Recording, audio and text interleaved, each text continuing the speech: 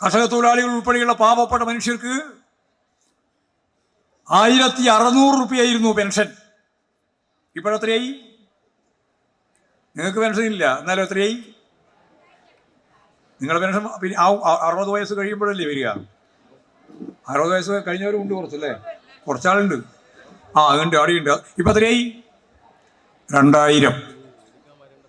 ഈ 2000 രൂപ പെൻഷൻ കൊടുത്തു കഴിഞ്ഞപ്പോൾ തദ്ദേശ സ്വയംഭരണ സ്ഥാപനങ്ങളിലേക്ക് നടന്ന തെരഞ്ഞെടുപ്പിന്റെ ഭാഗമായി ഇടതുപക്ഷ മുന്നണി ഗവൺമെന്റും പറഞ്ഞു, മുന്നണിയും പറഞ്ഞു. എന്താ പറഞ്ഞത്?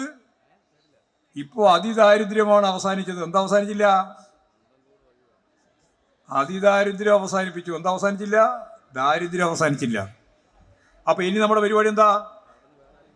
ഇനി ദാരിദ്ര്യം അവസാനിപ്പിക്കണം. ദാരിദ്ര്യം അവസാനിപ്പിക്കണമെങ്കിൽ 1600 രൂപ കൊടുത്തവർക്ക് എത്ര കൊടുക്കണം? 2000 കൊടുക്കണം. വേണ്ടേ?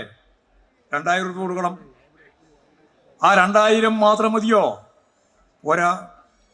കേന്ദ്ര ഗവൺമെന്റ് നമുക്ക് ഓരോ കൊല്ലവും ഏതാണ്ട് 75,000 കോടി രൂപ പ്രകാരം തരാൻ ബാക്കിയാണ്. 75,000 കോടി ഓരോ കൊല്ലവും ഗവൺമെന്റ് തരുന്നില്ല.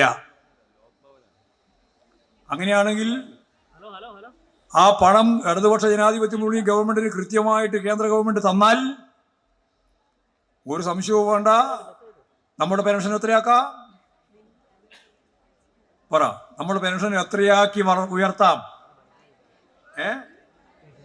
2500 3000 ആക്കി നമുക്ക് ഉയർത്താൻ കഴിയും. അത് തന്നെയാണ് ഗവൺമെന്റ് ഉദ്ദേശിക്കുന്നത്.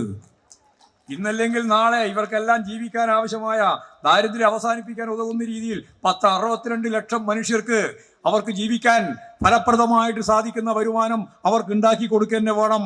അതിന് ഈ പെൻഷൻ ഇപ്പോൾ 2000 ആണെങ്കിൽ ആ 2000 2500 2500 3000 ആക്കി വർദ്ധിപ്പിക്കത്തക്ക രീതിയിലുള്ള നിലപാടാണ് ഇടതുപക്ഷ ജനാധിപത്യ മുന്നണി ഗവൺമെന്റിന്റെ നിലപാട്. ആ സമീപനത്തിലേക്കാണ് നാം മുന്നോട്ടേക്ക് പോകുന്നത്.